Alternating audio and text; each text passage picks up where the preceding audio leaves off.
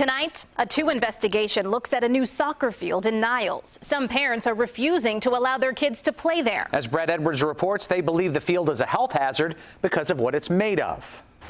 This is Niles La Verde Sports and Recreation Center, named after ribbon cutter Joe La Verde. The former head of the Niles Park District made a promise to Leslie Ann Billings in October of 2016.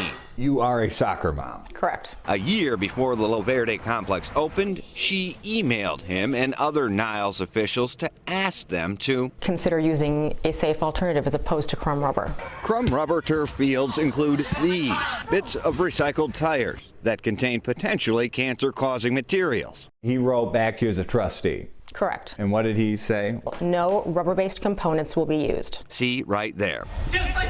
But the district, at a cost of $131,000, installed a crumb rubber field anyway. We know that these chemicals are harmful to human health. No question.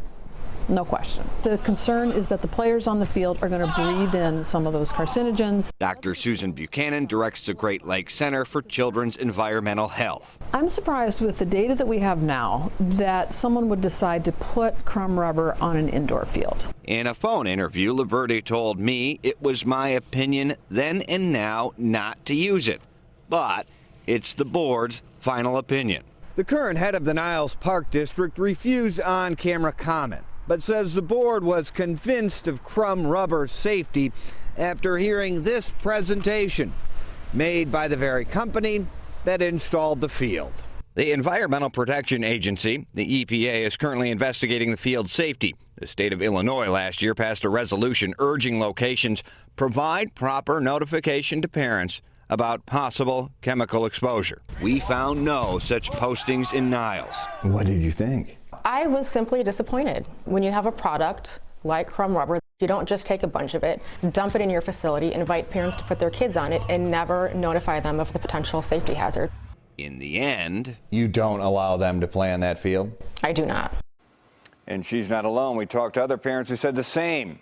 The Niles Park Board president said in an email, quote, "The safety and well-being of the children and athletes who use our field is our top priority." And quote, "We expect to meet as soon as possible to determine the best course of action."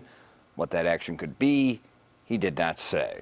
Robin, Erica. So they take the word of the company who's actually giving the proposal. Do they have any policy or protocol for looking at third parties to give them more information? It doesn't appear as if there was any outside input, just that they agreed with putting the field in after hearing from the very company who was going to install it. And we're talking about an indoor facility here, but the jury's sort of still out on the environmental issues on an outdoor crumb rubber field. Yeah, True? the jury is really still out in general, but the main concern is with indoor fields and crumb rubber infill because there's no ventilation, the lack of ventilation. So the worry is players will inhale that crumb rubber. All right. Thank you, Brad. Fair enough.